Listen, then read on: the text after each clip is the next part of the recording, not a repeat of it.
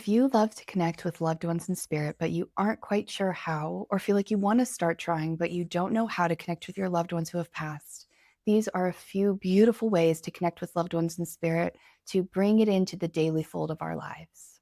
So, the first thing is how we ask for what we need. So often we feel like we need to receive or wait for the spirit world to connect with us, but I am a really big fan of asking for what we need. As a psychic medium who's been doing this work, studying and teaching and practicing for 8 years now, what I can say is that the more that we ask, the more that we're able and open to receive. When we put the energy out there of, I really want to connect with you in this way, I'm very much open to this communication. We tell the spirit world and that we are inviting them in. We are saying, okay, the door is open. I'm inviting you into my life and my lived experience. And I really want you to know that I am ready to connect with you. When we do this, we send the signal that we are open and they can then drop in into our world in the sense of working with the tangible to help deliver that information. So maybe you want a sign. Maybe there's a sign that you absolutely have been wanting to ask for so long, but have been too afraid to ask. So the way that you would do that is you would vision the sign in your mind, envision the energy of your loved one, who they were, their memories, their personality, their passions, their interests, and you would align that and say, okay, I am asking for this sign to come into my life in however way you want to orchestrate it. And then we thank it and we surrender. We let it go. Drop all expectation about how it shows up because our expectation can often block the spirit world in the sense that we limit their capacity of how they can have that sign show up. Maybe we really want a tangible sign like a coin, but then we realize that could show up in 1,000 different ways. Someone could hand us a sheet of paper with an image of it. It could pop up in a conversation. We could hear about it in a song. So, although we can ask for exactly what we want, be open to the interpretation of how that shows up time and time again and how the spirit world connects the signs with us in our very 3D, tangible, and lived real world experience. When we are asking for signs and directly telling spirit what we want, we just open up the energy of connection and make that connection very real and very possible. Even though our loved ones will always be with us and they are there when we ask them or invoke them or want to connect with them, this can bring much more of a closeness than we ever felt before. Second is speak to them. Speak to them in your mind's eye or out loud if you're comfortable and tell them about your life. Tell them about what they meant to you. Tell them about how much you miss them or how much you love them or how much you are so glad that they were there to witness a memory. When we speak to them, we can feel them draw near. We can feel them draw close. They're always just like this close, right? They're just right here with us all the time. But when we talk to them, when we really talk about the loving memories or share new details of our life with them, even after they have passed, we can feel them draw closer. And that can allow us to feel even more connected to our loved ones in such a simple and really, truly easy way. Because it's not about overcomplicating it. So often we are feeling like a little bit of fear or distrust or like we just don't know what to do. And if you're feeling that, that's totally normal. That's okay. But one thing that is so, so important when you're doing this work is to remember that it's always available to you. It's always readily available. You do not need to do anything special. These are just ways to connect that maybe be outside of how you've thought about it before. Your loved ones are your loved ones for a reason, and you know them better than anybody else. And truly, it is up to you to decide what feels safe and good for you to connect. And this second practice is a great way to do that, whether it's in the car or at night or anytime you're walking through the house. And maybe there's like a food or you invoke them through memory in a conversation. Talking about your loved ones in spirit truly draws them close. The third one that I really love is visualizing them.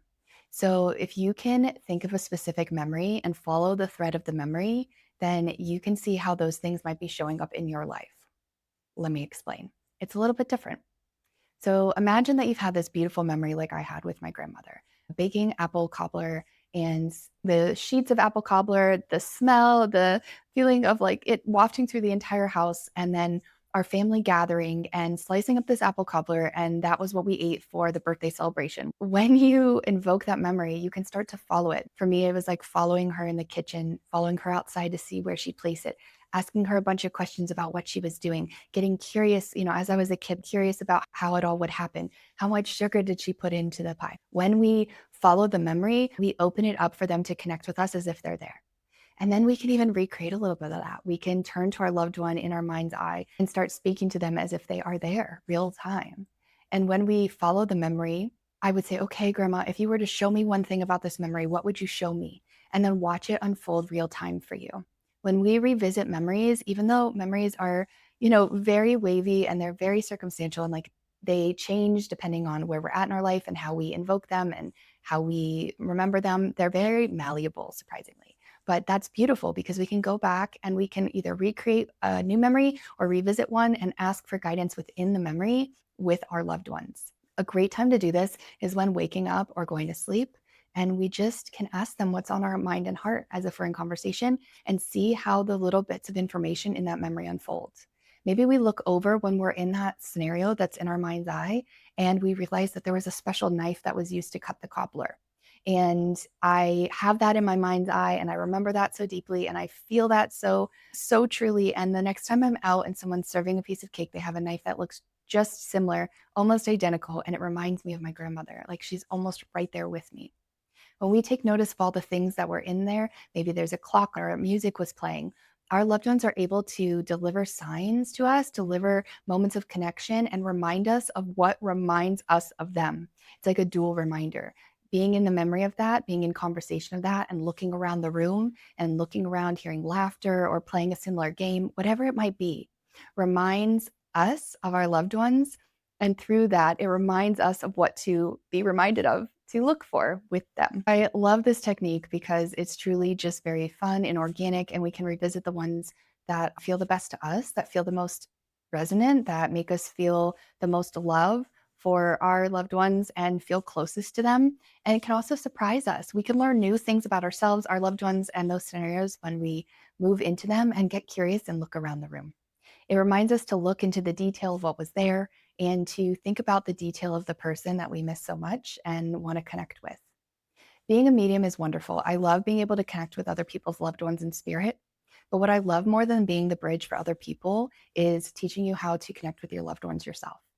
Because although it can be really impactful to visit a medium and it can be really, really impactful for your healing and grief process to work with a medium and have that evidential confirmation of your loved one in spirit's existence and well being and love and connection and any of the healing that happens through that, it can be equally as powerful to receive that anytime, any place from your own ability to connect and just be open to receiving and connecting.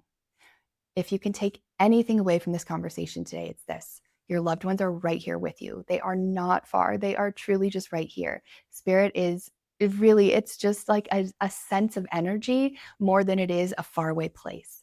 And when you invoke them, when you call to them, speak to them, remind yourself of them, you are calling them close to you. And there is so much power in that. There is so much love in that that they can't help but communicate with us in the ways that we're open to receiving. If this is new for you and this is all new information, I invite you to start with what you're comfortable with. Start small, start in these little moments, start in places that feel like they make sense to you or are comfortable for you. And then you can move on to asking for bigger signs, more things, songs, lyrics, anything that really sticks with you over time. These are just a few practices, but truly play around with it, explore it, and figure out what feels the most loving and vibrant for you. Because after all, the spirit world is truly a place of love, reconciliation, and humor and joy. And they speak to us so deeply when we're in those states, when we are in those emotional states, and when we embrace the energy of that. If this sparks something in you, I invite you to follow along, to subscribe to the channel. I share all things psychic mediumship, energy intuition, and reclaiming your intuitive signal through the noise. I'm so glad you're here as part of this community. Until next time.